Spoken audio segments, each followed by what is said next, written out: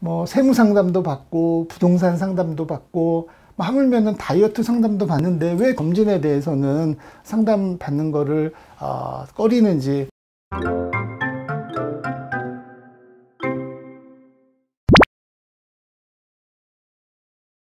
모든 질환은 조기 진단이 매우 중요합니다.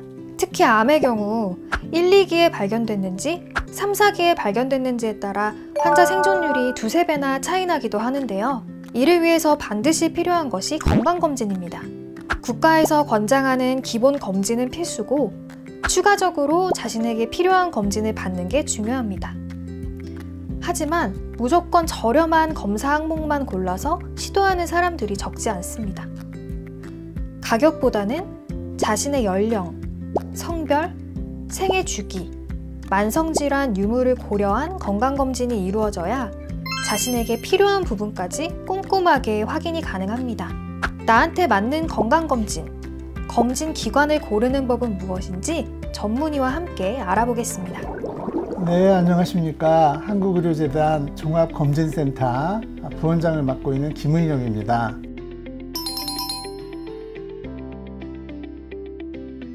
이 병원 저 병원 돌아다니면서 검진을 받는 거는 바람직하지는 않는데, 그 이유는 검진을 하다 보면 우리가 검진의 도구로 방사선을 사용하게 됩니다. 사실 다른 병원에서 어떤 검사를 했는지를 우리가 알 수가 없기 때문에 중복 검사가 시행될 우려가 있고요. 그렇기 때문에 한 병원에서 계속 검진을 받는 것이 경력도 관리가 돼서도 유리합니다.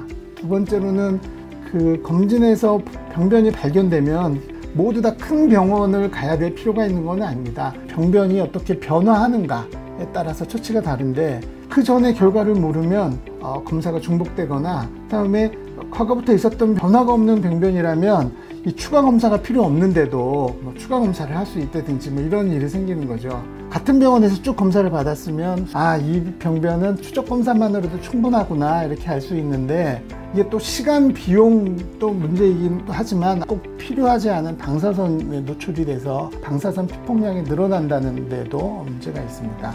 마지막으로는 이렇게 한 병원에서 추적 검사를 하는 것이, 변화를 인지하는 것이 굉장히 중요한데, 이게 바람직한 생활 습관의 어떤 계기에도 도움이 됩니다.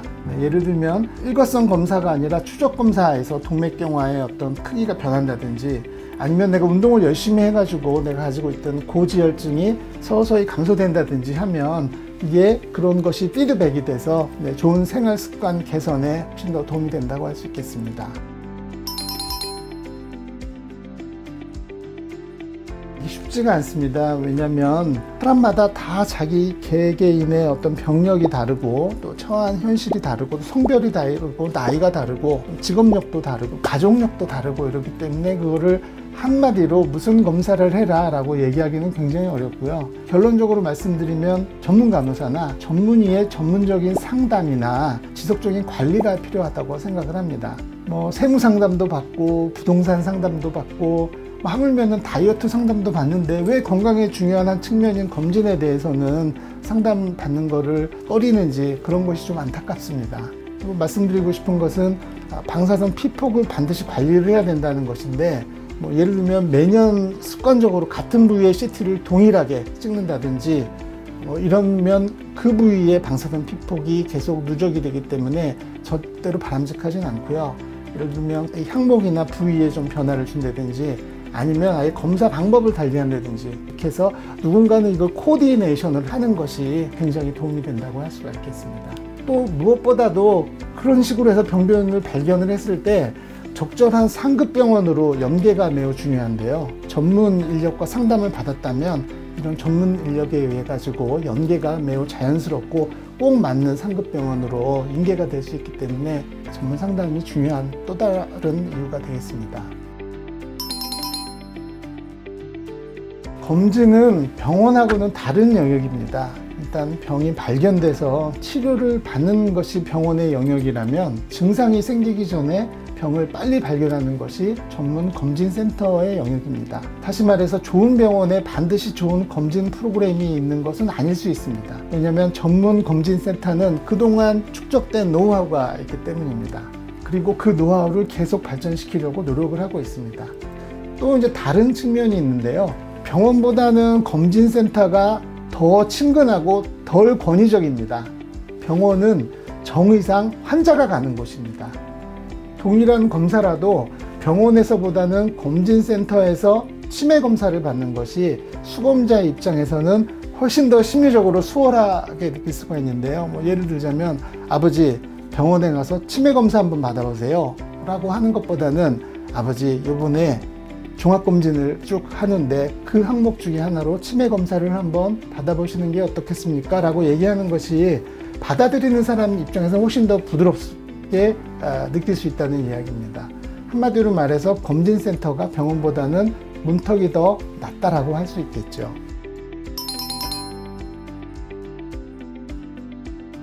국가에서 시행하는 표준암 검진 권고안은 최소한의 검진을 의미합니다. 왜냐하면 그 비용을 국가가 다 낼 수가 없기 때문이죠. 교육으로 말하자면 초등학교나 중학교 같은 의무교육과 같은 의미입니다. 근데 요새는 의무교육이 초등학교, 중학교에서 또 고등학교까지 확장되려는 그런 움직임이 있지 않습니까? 마찬가지로 표준암 권고도 처음에는 3대암, 5대암 이렇게 시작해서 지금은 7대암으로 점차 확장되고 있는 상황입니다. 따라서 표준암에서 제외되었다고 해서 검진이 필요하지 않다는 얘기가 아니라 필요할 수는 있지만 정부에서 비용 효과를 고려해서 필요한 암을 대상을 선정했기 때문에 좀 차이가 있을 수 있는 겁니다. 그리고 다른 측면에서는 개인 검진은 개인의 행복권 추구에 관련된 문제입니다. 검진 결과로 내 건강에 큰 문제가 없어서 내가 행복해진다면 권고안을 꼭 따를 필요는 없다고 생각을 하고요. 개인 검진은 건강한 생활의 행동 계기가 됩니다. 경동맥에 작은 동맥경화가 있다면 또 그게 추적 검사로 점점 커진다면 좀 더 운동을 하고 기름진 음식을 줄이고 또 금연의 계기가 될 수도 있습니다. 마지막으로 통계와 어떤 사건을 개인이 수용하는 거는 다릅니다. 예를 들어서 벼락에 맞을 확률은 매우 낮지만 벼락에 맞은 사람한테 물어보면 자기는 100%라고 얘기를 할 겁니다. 과학이 발달하고 또 의학이 발달함에 따라서 매우 희귀한 암을 조기에 발견하고 여명을 늘리고 삶의 질을 높이고 때로는 완치도 가능하게 되었는데 이 병이 통계적으로는 매우 드문 병이기 때문에 나와는 전혀 상관없는 이야기다 라고만 할 것이 아니라 그 병에 걸린 사람의 입장에서 바라본다면 바로 다 이야기도 될 수 있다는 그런 의미가 되겠습니다.